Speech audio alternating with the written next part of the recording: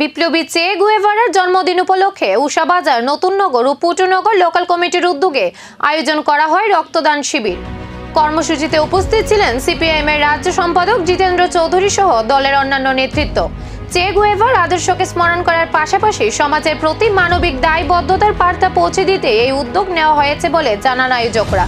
সকাল থেকেই স্বতঃস্ফূর্তভাবে রক্তদাতাদের অংশগ্রহণে কর্মসূচি প্রাণবন্ত হয়ে ওঠে। অনুষ্ঠানে বক্তব্য রাখতে গিয়ে জিতেন্দ্র চৌধুরী রক্তদানের গুরুত্ব তুলে ধরেন এবং যুব সমাজকে সামাজিক ও মানবিক কর্মকাণ্ডে আরও সক্রিয়ভাবে এগিয়ে আসার আহ্বান জানান। তার বক্তব্য, একজনের স্বেচ্ছায় রক্তদান অন্য একজনের জীবন বাঁচাতে গুরুত্বপূর্ণ ভূমিকা রাখতে পারে। আয়োজকদের পক্ষ থেকে জানানো হয়, শুধুমাত্র স্মরণ সভায় সীমাবদ্ধ না থেকে জনকল্যাণমূলক কর্মসূচির মাধ্যমে সমাজের পাশে দাঁড়ানোই এই উদ্যোগের মূল উদ্দেশ্য। ভবিষ্যতেও এ ধরনের মানবিক কর্মসূচি ধারাবাহিকভাবে চালিয়ে যাওয়ার আশ্বাস দেওয়া হয়।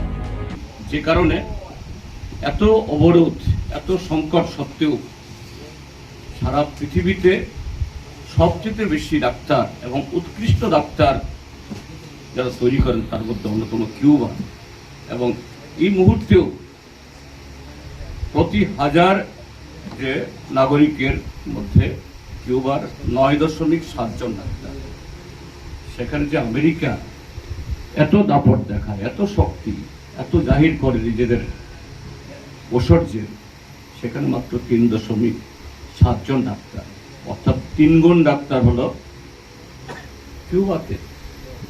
আর আমাদের বিশ্বগুরুর দেশ এই ভারতবর্ষে মাত্র 1 জন ডাক্তার, 140 কোটি মানুষ। এই হলো কিউবা, এই হলো সমাজতন্ত্র, আর এই হলো যারা বিপ্লবীদের হাতে যদি কোনো জাতির চরিত্র গঠিত হয়। একদিকে চে গুয়েভারার আদর্শের স্মরণ, অন্যদিকে জীবন বাঁচানোর অঙ্গীকার। তবে এই বার্তা কি আরও বেশি তরুণকে রক্তদানে উদ্বুদ্ধ করবে? এখন সেদিকেই নজর।